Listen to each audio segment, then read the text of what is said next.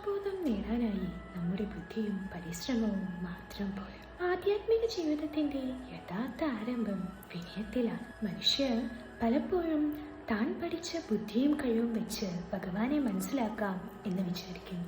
പക്ഷേ ശാസ്ത്രങ്ങൾ പറയുന്നു അതൊരിക്കലും സാധ്യമല്ല.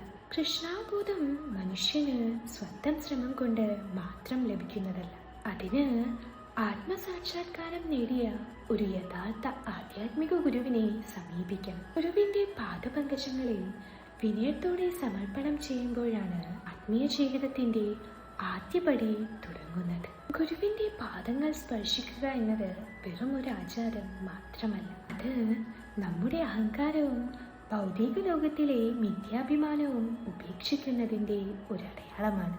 എനിക്ക് എല്ലാം അറിയാം എന്ന മനോഭാവം ഉപേക്ഷിച്ച് എനിക്ക് ഭഗവാനെ പറ്റി എല്ലാം പഠിക്കണം, എല്ലാം അറിയണം എന്ന വിനയമാണ് ആത്മീയ പുരോഗതിയുടെ അടിസ്ഥാനം. ഭഗവാന്റെ മഹാഭക്തനായ പ്രഹ്ലാദ് മഹാരാജാവ് പറയുന്നുണ്ട്, ഒരു മഹാത്മാവിന്റെ അല്ലെങ്കിൽ മഹാഭക്തന്റെ പാതാരവിന്ദങ്ങളിലെ ധൂളി സ്പർശിക്കാതെ ഒരുവനും കൃഷ്ണാബോധത്തിന്റെ പരിസരത്ത് പോലും വരാൻ സാധിക്കില്ലെന്ന്. ആത്മസമർപ്പണ പ്രക്രിയയുടെ പ്രാരംഭവും ഇതാണ്.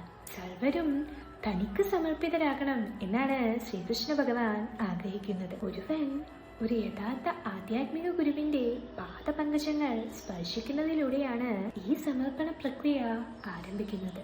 യഥാർത്ഥ ആധ്യാത്മിക ഗുരുവിന് ആത്മാർത്ഥമായി സേവനം അനുഷ്ഠിക്കുന്നതിലൂടെ ഒരുവൻ അവന്റെ കൃഷ്ണാബോധത്തിലെ ആധ്യാത്മിക ജീവിതത്തിന് പ്രാരംഭം കുറിക്കുന്നു. അതുകൊണ്ട് മഹാത്മാക്കളുടെ അനുഗ്രഹവും ഗുരുവിന്റെ മാർഗദർശനവും ഇല്ലാതെ കൃഷ്ണാബോധം നേടാൻ സാധ്യമല്ല. അതുകൊണ്ട് ആത്മീയ ജീവിതത്തിന്റെ വഴി അഭിമാനത്തിലൂടെയോ അഭ്യൂഹങ്ങളിലൂടെയോ അല്ല, അത് വിനയത്തിലൂടെയും ഗുരുവിന്റെ സേവനത്തിലൂടെയുമാണ്. അഹങ്കാരം നമ്മളെ ഈ ഭൗതിക ലോകത്ത് ബന്ധിക്കുന്നു. വിനയം നമ്മെ ഭഗവാന്റെ ആ പാദപങ്കജങ്ങളിലേക്ക് എത്തിക്കുന്നു. അതുകൊണ്ട് നമ്മൾ നമ്മുടെ അഹങ്കാരം ഉപേക്ഷിച്ച് ഒരു ഗുരുവിനെ സമീപിച്ച് കൃഷ്ണാബോധത്തിലേക്ക് എത്തേണ്ടതാണ്.